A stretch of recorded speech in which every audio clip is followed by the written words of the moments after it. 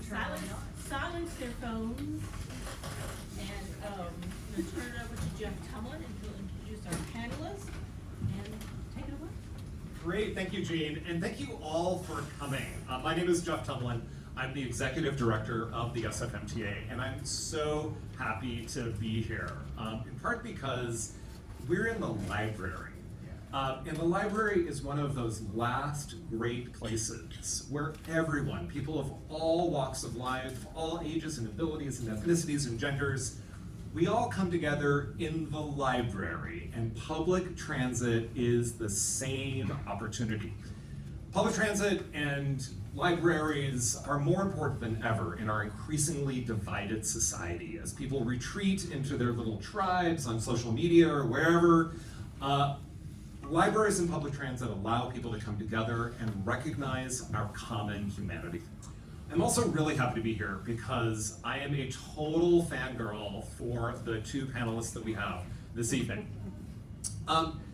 These are people who've actually changed the way that I think about public transit. They're also people who, like Mayor London Breed, are, well, transit nerds like I am, but I'm kind of an infrastructure nerd.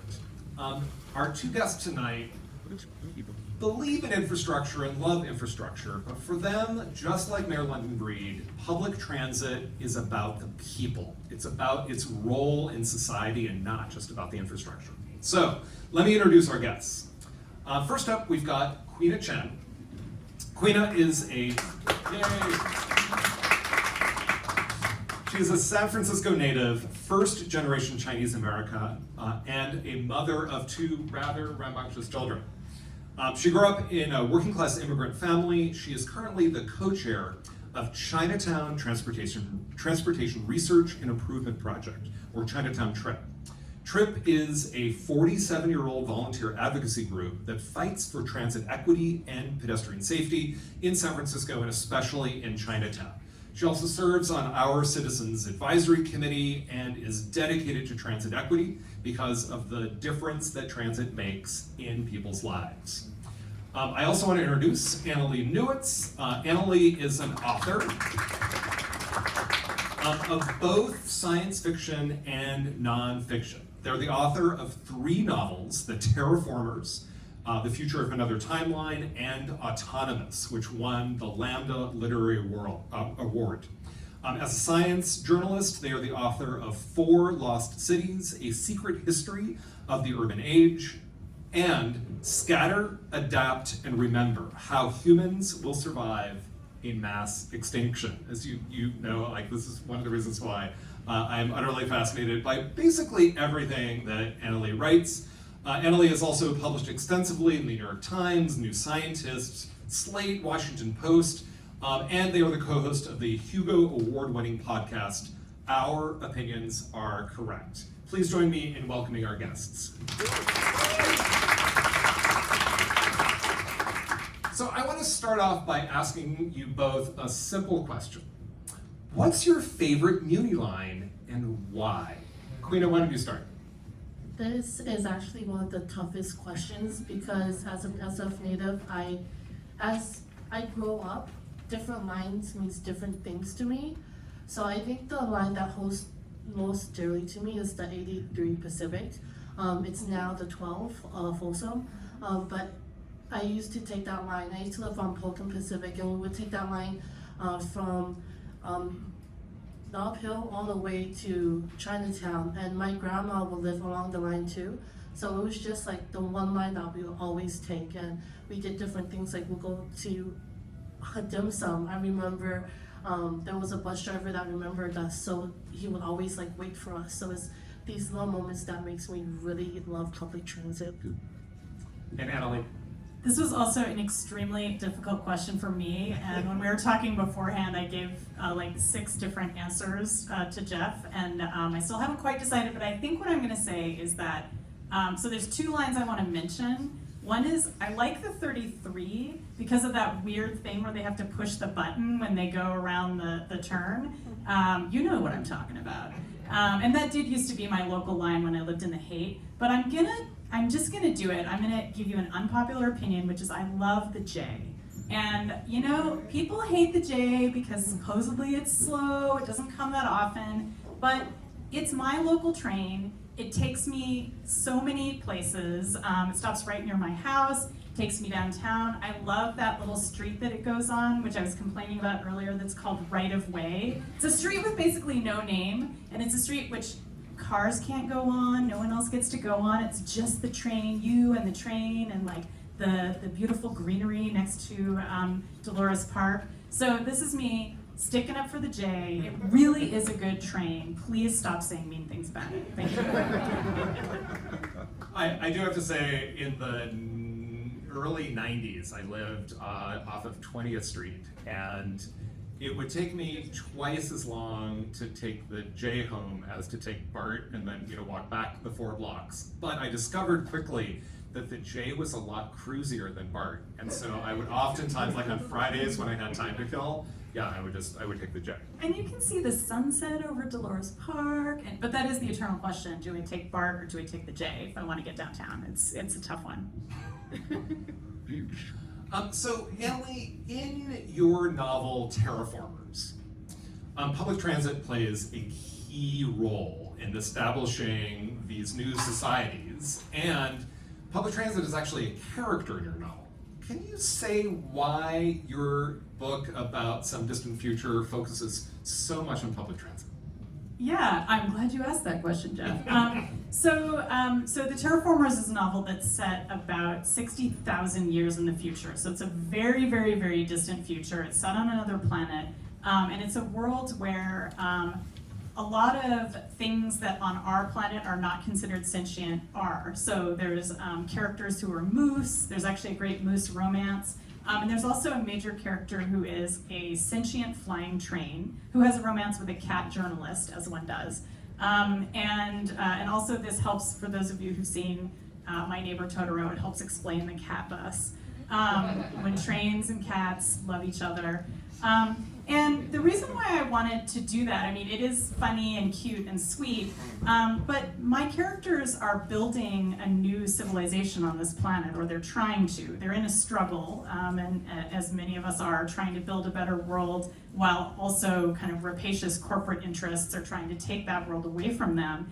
And one of the struggles that they face is trying to make transit available to everyone. The corporations want to have private transit, and the people who are my heroes are pushing for public transit. And what I really wanted to impress on readers who might not be people who love transit the way I do is that transit is part of a healthy social ecosystem. Makes for a healthy urban community. It's very important for bringing people together. And so I wanted the train to be a person, to remind people that it is almost a living part of our community. There's a way in which the train serves the function of a person. It's loving, it's so, I was thinking before coming here about how nurturing it is to drive people around and what it feels like to be on a train. It feels like you're being taken care of. And so that's why I have a character who's a train, who is a very loving person and is really invested in keeping people safe and bringing them together. A couple of years ago, I got this weird Twitter DM from Annalee Newitz, who didn't know that I had read her other books. And Annalee writes, "So Jeff, I need some advice about how would you lay out public transit in a on a terraformed planet, and then like if trains were sentient, like what would their personality characteristics be?" And I had just felt like this was this perfect crystalline moment where all of the threads of my life and educational history came together in the most magical, unexpected way. So Annalee, tell us about like what kind of a personality do trains have when they're sentient? Yeah, so I was extremely nervous about writing to Jeff because, of course, we'd never talked before. I was like, well, I'm this like person who wants to build a train who's alive. So I was very relieved that Jeff did not just ghost me or like laugh me off of the DM. So actually, we had a long conversation about it, and we talked about the thing I was really what I really wanted to understand was, there's a bunch of these sentient trains, they're carrying people around the planet, and what I really wanted Jeff to tell me was what they would do for fun. Like, what would be a train's idea of entertainment? And he immediately said strategy games. And it made perfect sense, because they're constantly trying to optimize the route, and they're thinking about like how to get from one place to the other and like serve the greatest number of people.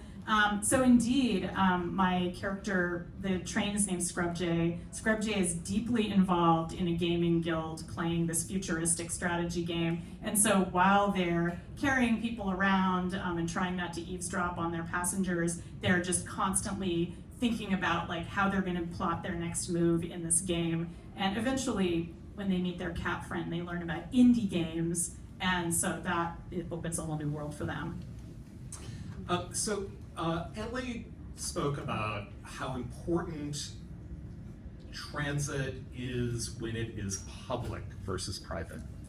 Queena, you and Chinatown Trip have been fighting for almost 50 years to ensure that, well, the densest and most transit-dependent neighborhood west of the Hudson River retains high quality and very public transit, and in fact fought hard to prioritize our capital investment, to build a new train line to Chinatown, and to make sure that the station serving Chinatown was not only named Chinatown, but named Chinatown Roseback. Tell us about your history in fighting for transit justice in a neighborhood like Chinatown. I think I have to acknowledge the people who founded TRIP before me.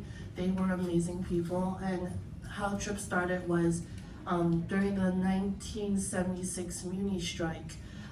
There were a lot of senior citizens who live over the hill of Nob Hill, and they couldn't get to Chinatown for their doctor's appointment. Something neat about Chinatown is that it's not only like just a random place. There's a lot of different things within Chinatown that people don't really see.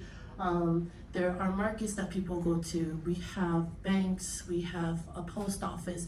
Everything is monolingual, so it is senior friendly for our immigrant community. So because they saw that there was a need to help people get over Nob Hill, they convinced, someone convinced the founders to just shuttle people. And that's where the idea of the 83 or the 12 came from, was because of that. I didn't know, it actually took many more years after that for the 83 to come to life. But that's how TRIP was founded. It's really people, community members advocating for the needs of the community. They saw like a void that needed to be filled, so that's why they there's always voids because I think when it comes to transit planning, you learn at school, right? So there's always the perfect theoretical way of how things should be, right? But when it comes into reality, sometimes it doesn't work like that, right? Sometimes things work better another way. And being in the community, being able to work with SFMTA to voice these things, it really has helped shape Chinatown's transit. We are on top. When there's a bus missing, because we get complaints from our residents, right? There isn't enough 30. Interesting about the 30 is that it used to run from the marina to Balboa Park, and it was an express line, and they'll be at Broadway and Van Ness, and then they'll just go through the Broadway tunnel, go on Stockton Street, skip all of Stockton Street, and make it downtown. So it's these things that we try to fight for, right? That we're able to talk to MT to convince them to do. For the the Chinatown Rose Pack station, it has been one of the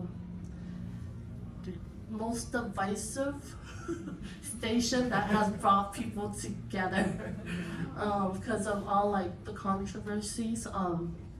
over the naming of it, but at the same time, it's like Rose was one of the people who made it possible. She was one of the few people who went to DC to ask for federal funding for the station. And it's just super neat that the station is finally here. I was born during the 1989 earthquake, so around that time, so it was just amazing to see something like come to life like that. And it's purely through like trying to connect people together, right? A lot of immigrants from Chinatown, when they move from China, they live in SROs, which is above the shops in Chinatown. Many people don't know it, but it's like a 6x6 room.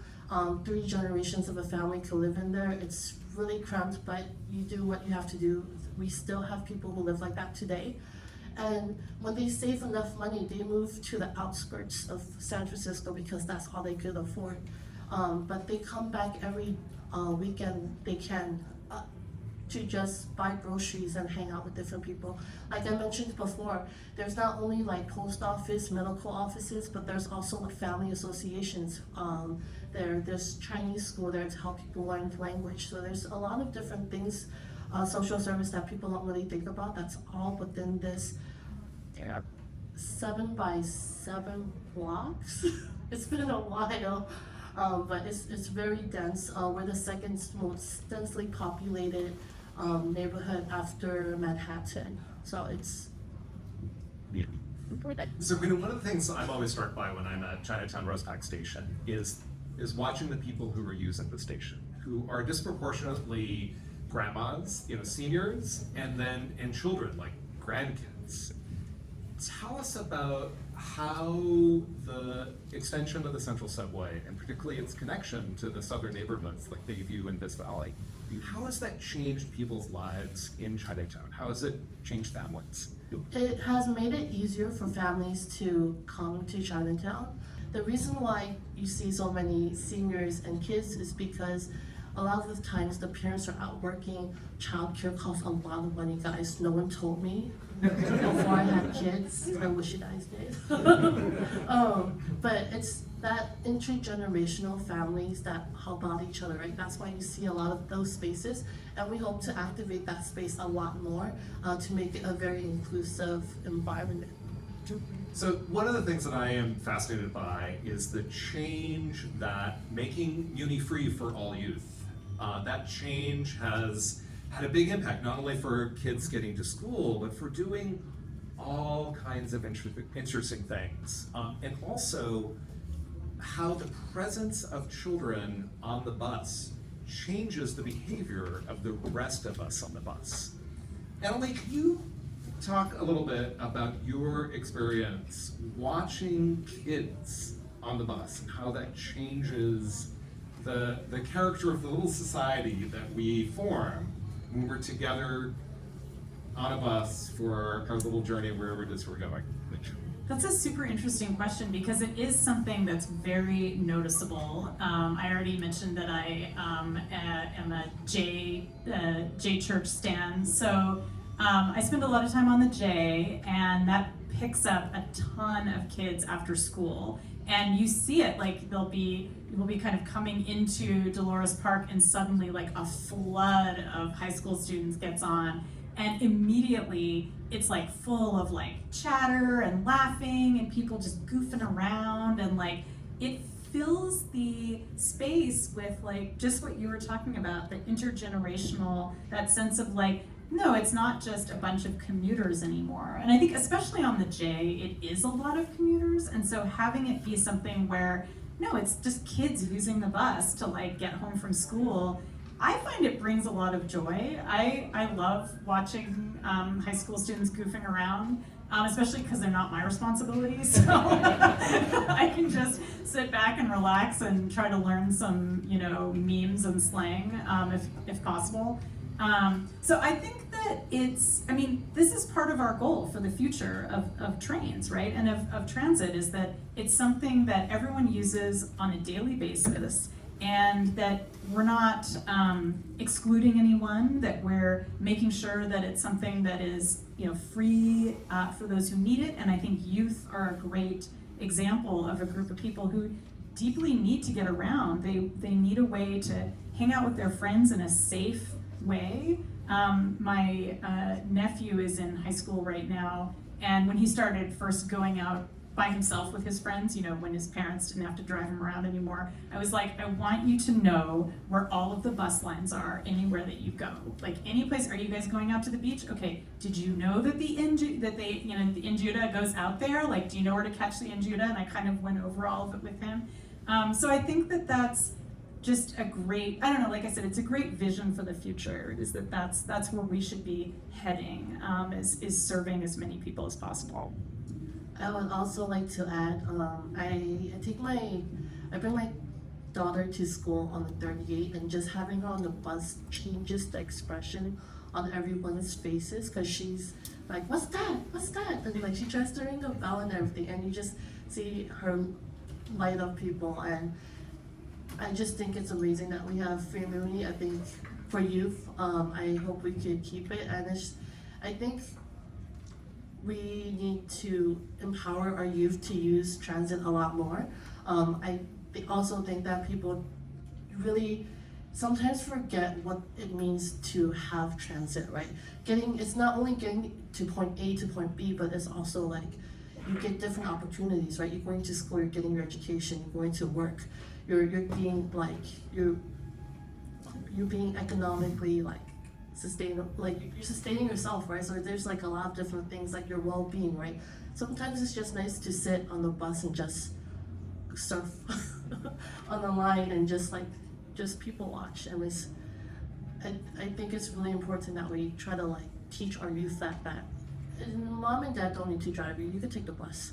That's right. And in taking the bus, kids on the bus change the social character of everyone else in the bus, right?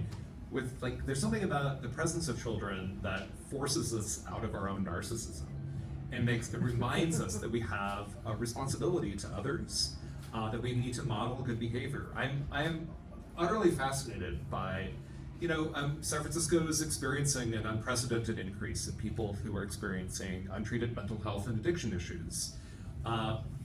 Those issues find their way into meeting.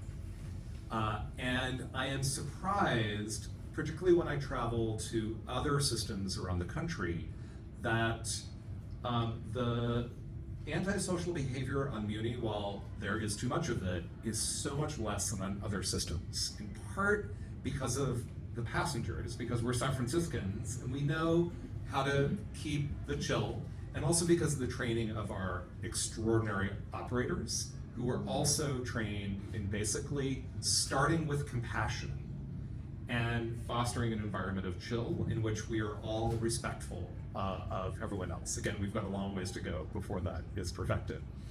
Queena, I wanted to ask you as well, another thing that has totally fascinated me about particularly Chinatown Roseback Station, and I want to be a model for other stations in the system, is we've kind of, at Muni, we've kind of handed over management of the station to community.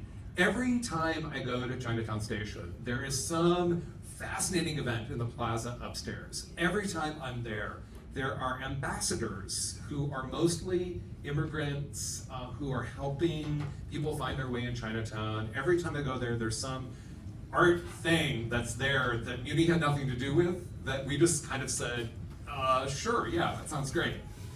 Tell us about how is it that Chinatown is taking such ownership over its station? And what can we tell other neighborhoods about how to own their station as well? That is a great question. I think just the fight and struggle to get the station was over 20 years, and I think that kind of helped it.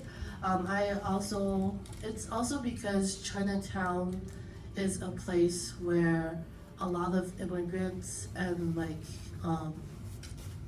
ABCs, American born Chinese, we're forced to come back to Chinatown as a kid, so it's always a place in the heart, so we try to make it a place that's very vibrant. We see that there are a lot of businesses closing down, right? So we're just trying to make a place where we're able to bring back life into the city, especially Chinatown, because it's so hard to get there. Like the freeways all backed up. It's like if you drive, it's a hassle. A lot of my friends drive, and I try to tell them to take the bus, but they're like, ugh. So we all have those friends. But it's just, I think something interesting that Jeff mentioned is that I think there is a spot where it's like, they're selling DIY stuff that different community members make, and it's to kind of just like show the different, a different side of Chinatown that people don't really see. Because when you go walk on Stockton, it's a football field, guys. Those grandmas will tackle you because they have the strength to, like, it's crazy. So it's just to see a different side, right? It's not dirty, like dim, like scary Chinatown. It's a vibrant neighborhood that we're trying to like make everyone feel welcomed into.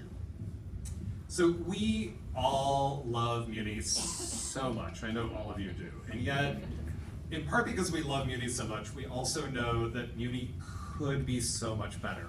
Muni is also in the worst financial crisis in its 110 odd year history. And we are struggling to find a new funding source in order to be able to sustain what we have right now. But we're also being asked to imagine if Muni actually had real resources. So if Muni had real resources, what would we do? How could we make Muni fulfill its special potential, particularly in terms of uplifting people and creating opportunity for people with the fewest opportunities? And Annalee, why don't we start with you? I mean, there's the obvious answer, which I'll get out of the way, which we all have, which is like trains and buses should run more often. We should have more routes. There should be more support for last mile. So that's obvious. That would be the very first thing we would do. But I also think that, one of the things that you were pointing out is that Muni can be a community space and that the station can be a space. I also have like favorite intersections that Muni creates, like, Church and DuBose. It's like one of the best intersections in the city, I'm sorry. It just is. It's like there's certain places where people kind of collect to use the bus, to use the train, but also because there's other amenities there, there's nice places to eat, there's like nice stores. And I think that what I would really like to see is building that out more. I was talking to Jeff before this panel about how I'm lucky enough to live right near the Sanchez slow street, which again has some of the best intersections in the city now that it's a slow street. And I would love to see more, and there's become a lot of community activities on that street. Like there's a local dance studio for kids that has like performances in the street on weekends sometimes, which is like incredible and so lovely. There's a cafe that has a big open area where they make free chalk available for kids, and kids like draw on the street on weekends. But I also think, to your point, Jeff, about people who are suffering from being unhoused or having mental health crises, they often are drawn to public transit because it is a warm and safe place. And I would really love to see the city work to make more social services available to people on buses. I have a crazy utopian dream, which I actually wrote about for the Chronicle a couple of years ago, that we could have a group of people who are trained to deal with mental health crises who just are on the bus all the time. So that anytime you're on the bus or on the train, you know there's going to be someone there who can deal with like whatever kind of crisis comes up that's a mental health crisis related to that, like a substance abuse crisis. Instead of having that turn into something where law enforcement has to come in, I would love to have a sense that like there's someone there who can help people get what they need, help them get shelter, help them get treatment. And of course, this utopian dream ties into like a whole social infrastructure that I would love to have us create, that unfortunately doesn't exist yet. But I think that if we had a way to act on that sense that I think many of us have on public transit, where we wish that we could help people there more than just giving them a warm seat. Like, I often wish that there was some way that I could just, you know, help someone get a nice warm meal, and plug them into social services. And so that's my crazy dream, is that transit is a gateway drug for a better social service infrastructure, better what you might call social infrastructure, some kind of infrastructure to serve people better, and that's like one pathway in, is if you're having a crisis on a public space like transit, that people are there to help you. Queena, what about you? If Muni had real resources? If Muni had real resources, I'm going to get some hate for this, but I would like the metro to expand. That is not hate. We love that. Tell us where, like draw the lines in the map. No, I am not drawing lines. Maybe Gary, I didn't say that. We have infinite resources. This is a utopian dream, okay? I just rebuilt the social welfare state, okay? So tell us where, I want to know, like, your crazy dream, every place you wanted to go. I would love to be able to like go from, I live in the Richmond, I would love to be able to visit my mom in the Cow Palace without driving and being there in 20 minutes. Like, that would be the dream, right? Something like that. So I think something else, if we have unlimited money, I would like to have a program to hire immigrants to drive our buses. Hear me out.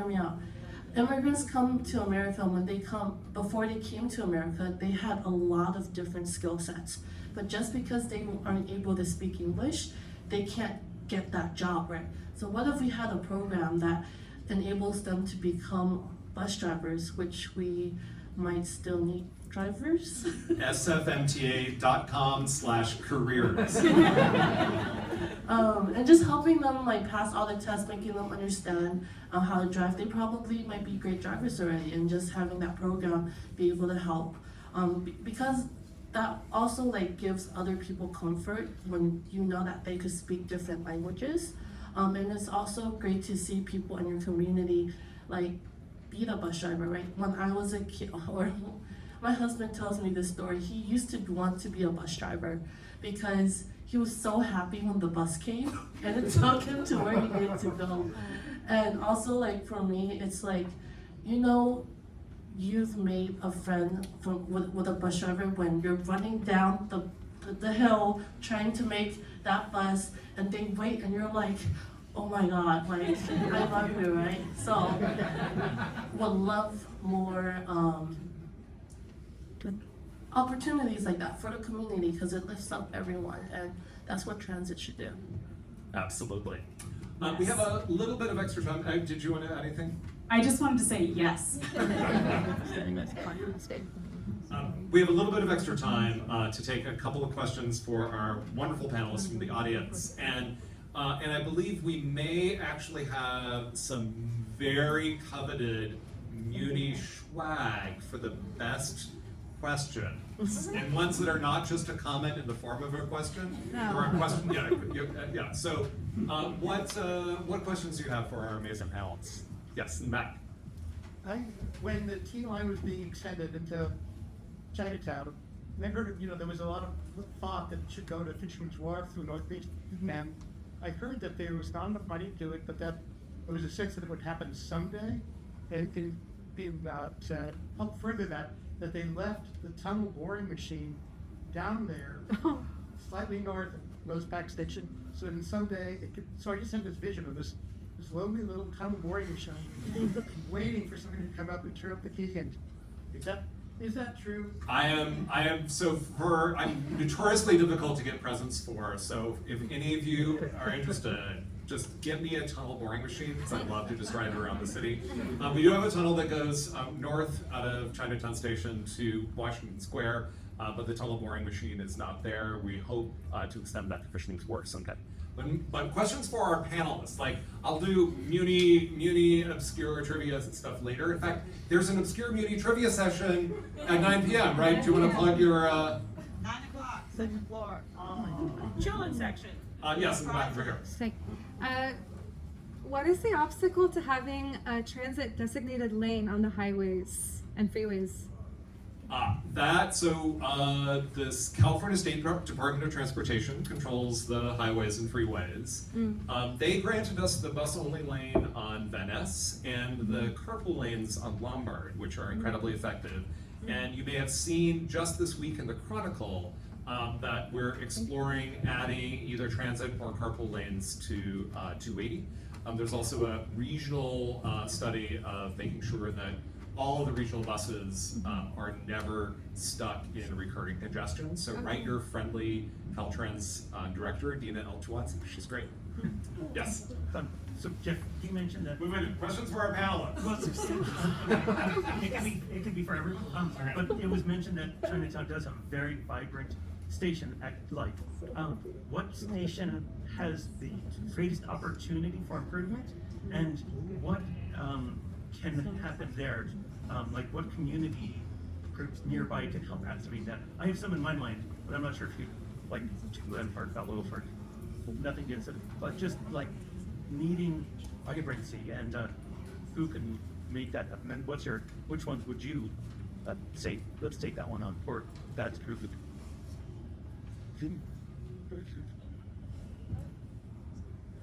I'm going to go with Forest Hill, just because it's very dark. And I think it's in a very cool building. And I think more could be done around that area. I know there's a lot of, it's placed in an area where it's like very residential, but also like so many like restaurants like close enough. So I don't know what we could do with it. Maybe like a light show. But I don't know what groups can take it on, because it does take a community to take it on, and Chinatown is fortunate enough to have nonprofits take on this project, but it is a work of passion, and we need to be able to support our nonprofits to be able to do that. I'd say Castro Street Station, because I think there's a community there that's already supported a lot of public art, especially around the train turnaround area. And also there's just a lot of people there who want to party, and you stick them in a train station and they're going to come up with a good way to party. So I would love to see that.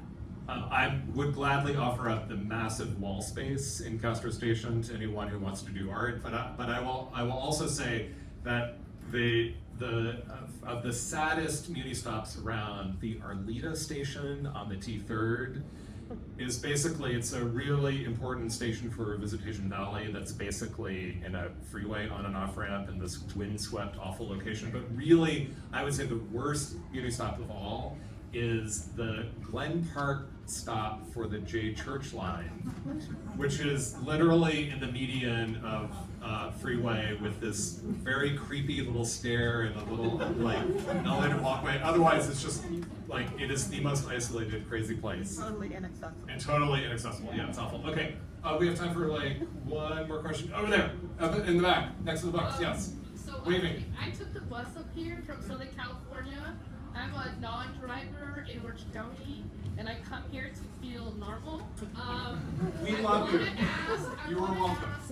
what can you tell me about dreaming in my own community when I'm the only person walking with my bags, and I'm taking buses, and I'm trying to teach the youth? Is there anything you could give me on my journey as I take the bus home? I did a turnaround trip today to be here, so anything you can help me with. So, thank you so much. I grew up in Orange County in Irvine, so I feel your pain tremendously. Actually, some of my very best childhood memories were when I figured out that there was a bus that could take me from my neighborhood out to Balboa Beach. and I was able to take that bus when I was about 12 and enjoy the beach on my own. And I think that's exactly the kind of story and experience that we need to be telling people about, is that this is an opportunity for freedom. This is an opportunity for you to do something fun. Like, the bus is for commuting, but it's also for enjoyment. And like, I just have these great memories of going to the beach by myself, like unsupervised, because of the bus. So thank you to that long ago bus in Irvine, California. I grew up in a youth group in Chinatown, so that's why I'm so connected to it. And our youth leaders didn't drive. And just having them like, oh, you guys want to go wherever, like, go to like a restaurant or something? Okay, we could go, so hop on the bus, let's go, I'll teach you how to ride the bus. So I think just having guidance and other people like-minded, just showing the new generation that, hey, the bus isn't that scary. And it could take you anywhere you want to go. I was one of them. I used to want to go to Cerro Monte, and that we somehow found that the Samtrans go there, and we took the longest route possible because it took an hour. When we found out later on that there was a 20-minute bus. And I can also, Annalee and I are both from Orange County. I grew up in Little Saigon near Beach and McFadden, and it would take, I think it was the 39 bus on Beach Boulevard in the 70s. That would also take me to the beach. And there's something so incredibly powerful, and I think one of the reasons why we've all talked about children. There's something so powerful about the presence of children in public space, and how it changes the whole nature of social interaction, as well as fosters a sense of independence, right? Like, being a kid on public transit is a really powerful experience. It is so freeing. And for kids who are fortunate enough to grow up in a place where public transit can actually take them to school and to interesting places, it is completely transformative, and it prepares those kids for being adults who can function in any kind of complex environment and could see the full spectrum of humanity. The full spectrum of humanity, because we have the full spectrum of humanity on public transit, and we can see that we have something in common with those people. In fact, I am deeply worried for what is happening in our national politics as we lose sight of our common humanity, and that it is places like public transit and the libraries that continue to remind us of our interdependency, of our need to pay our taxes, the need for social services, and the need for mobility for people who have limited mobility, because mobility is opportunity. And with that, I think That's a very good answer. we need to close. Yes. Please join me in applauding our amazing panelists.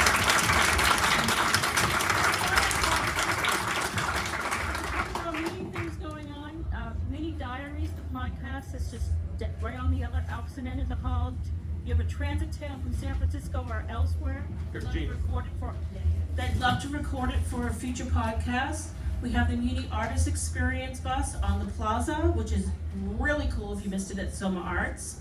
And at 9 p.m., we have a Muni trivia game with Leah and Keith Smith, who did Muni is My Ride, the book Muni is My Ride, which is also available downtown in the bookstore.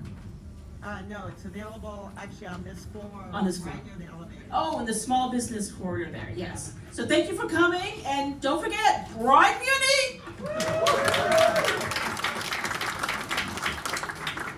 Muni!